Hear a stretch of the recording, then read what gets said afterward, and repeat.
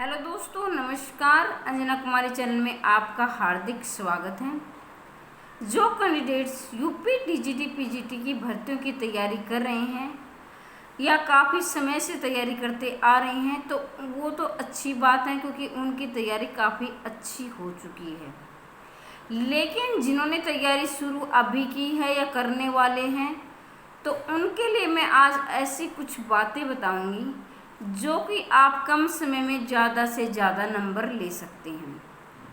और जिनकी तैयारी अच्छी है तो वो भी अपनी तैयारी में और अच्छा सुधार कैसे कर सकते हैं।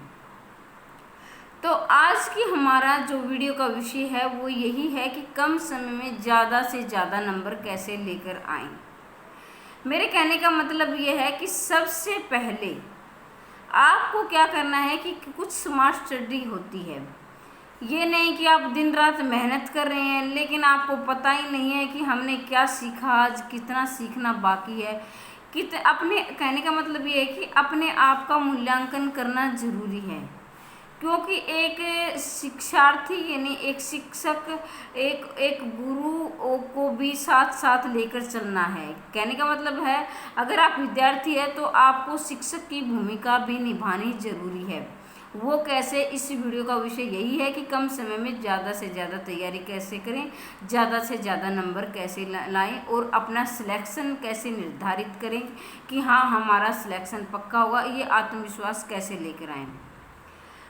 तो मेरा कहने का मतलब ये है कि सबसे पहले आपको, अगर आप किसी यूट्यूब से तैयारी कर रहे हैं, किसी चैनल से तैयारी कर रहे हैं और आपको पता ही नहीं है कि सिलेबस क्या आने वाला है, या किसी बुक से कोई भी बुक आपने खरीद ली वो तैयारी कर रहे हैं, तो तैयारी करते रहिए। जहाँ भी आपको समझ में आ रहा है, जहाँ भी आपकी तैयारी वो अच्छी हो रही है या कोई बुक से आप पढ़ रहे हैं तो पढ़ते रहिए। लेकिन मेरे कहने का मतलब सबसे पहले यही है कि आपको क्या करना है। अगर आपने सिलेबस नहीं निकाला है और आपको पता ही नहीं है कि क्या सिलेबस आने वाला है तो सबसे बड़ी गलती तो आपने यही कर रखी है। आपको क्या करना है कि सबसे पहले अपना सिलेबस निकालना है। नेट से अपना सिलेबस निकालें कि आपका सिलेबस क्या आने वाला है। उसके बाद क्या करना है, अगर आप कोई बुक पढ़ रहे हैं तो मेरे कहने का मतलब ये कि आप बुक पढ़ते रहिए। अगर आप YouTube से तैयारी कर रहे हैं, ऑनलाइन तैयारी कर रहे हैं तो ऑनलाइन तैयारी करते रहिए। लेकिन ध्यान दीजिए, अगर आप इसमें पता नहीं आएगा या नहीं, उसमें पता नहीं आएगा, एक बुक आपने वो उठा ली, एक बार आपने वो उठा ली, तो सबसे बड़ी गलती आप यही कर रहे हैं। आपको क्या करना है कि एक बुक को 20 बार पढ़ना है, ना कि 20 बुकों को एक बार पढ़ना है। क्योंकि जितना आप रिवीजन करेंगे इस टाइम उतना ही आपका फ़ायदा होने वाला है। रिवीजन करें, ज़्यादा से ज़्यादा प्रैक्टिस सेट करें। प्रैक्टिस सेट से आपको क्या फ़ायदा होगा कि आप अपने आप का मूल्यांकन कर पाएंगे कि पहले हमारी तैयारी कैसी थी, अब हमारी तैयारी कैसी है। प्रैक्टिस सेट भी आपको एग्ज़ाम के वे से करने हैं। कैसे करने हैं, जैसे आप एग्ज़ाम में बैठते हैं उसी तरह टाइम सेट करके प्रैक्टिस सेट कीजिए। उसके बाद ईमानदारी के साथ अपने आप का मूल्यांकन कीजिए, बगैर आंसर देखे। ये देखना है कि आपकी गलती कहाँ हुई है, कितने में से कितने नंबर आए हैं जो कि यूपी सरकार निर्धारित करती है। अब देखिए आपको क्या करना है।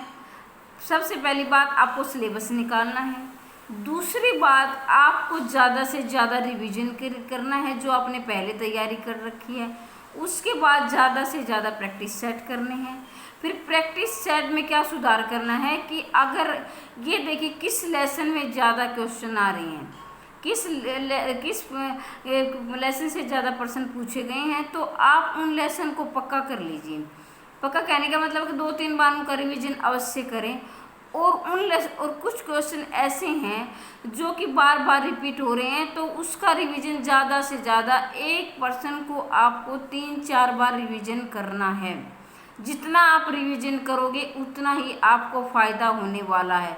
और इस वहम में ना रहें कि इस बुक में पता नहीं आएगा, उस बुक में पता नहीं आएगा। एक बार आपने वो बुक उठा ली, एक बार वो बुक उठा ली, ये सबसे बड़ी गलती है। आप ऑथेंटिक बुक पढ़ें और जो भी आपको चैनल समझ में आ रहा है उस चैनल से तैयारी करें। 1 या 2 चैनल ले लीजिए। ये नहीं कि आप जो भी वीडियो आपके आगे आ रही है उसी को आप पढ़ते जा रहे हो और फिर आपको पता ही नहीं कि आज हमने क्या सीखा है। तो मेरे कहने का मतलब, अगर आप ऑनलाइन तैयारी कर रहे हैं तो ऑनलाइन तैयारी कीजिए। अगर आप बुक्स से पढ़ना अच्छा लगता है, उसमें समझ बुक्स से पढ़िए, लेकिन आप 20-20 बुक्स ना पढ़ें। आप एक बुक को कम से कम 3-4 बार रिवीजन करें, क्योंकि उस बुक में से ऐसा होना चाहिए कि अगर इस बुक से कोई प्रश्न पूछ लिया गया तो मेरा गलत नहीं होगा, नो चांस गलत होने की। और एक बात और कि अब स्मार्ट स्टडी के करने का मतलब यही है कि अपने आप का मूल्यांकन करें ईमानदारी के साथ। प्रैक्टिस सेट करोगे तो आपको ये फ़ायदा होगा कि आप ये समझ पाओगे, क्योंकि कई बार क्या होता है कि विद्यार्थी सोचते हैं मेरी तो बहुत ज़्यादा तैयारी हो गया, मुझे तैयारी की कोई आवश्यकता नहीं है। लेकिन प्रैक्टिस सेट करोगे तो आपको पता चलेगा कि मेरे कितने क्वेश्चन गलत हो रहे हैं और कितने क्वेश्चन मेरे ठीक हो रहे हैं। दूसरा फायदा आपको क्या है, टाइम मैनेजमेंट करना आ जाएगा। इस जो भी सरकार निर्धारित करती है कि इस समय में मैं अपना पेपर पूरा कर पाता हूँ या नहीं कर पाता हूँ। कई बार क्या होती है, तैयारी अच्छी होती है स्टूडेंट्स की और वो हड़बड़ाहट में आकर अभी टाइम कम बचा है, वो कम बचा है, तो ऐसे करके वो क्या कि जो आते हैं वो भी गलत कर देते हैं। तो आपका क्या है कि आत्मविश्वास बनेगा, जितना आप प्रैक्टिस सेट करोगे उतना ही आपका आत्मविश्वास बढ़ता जाएगा। दूसरे तो ये क्या, एक अंदर से खुशी आएगी, पहले ही आपको पता चल जाएगा मेरा सिलेक्शन श्योर है। और दूसरी बात रिवीजन करने की।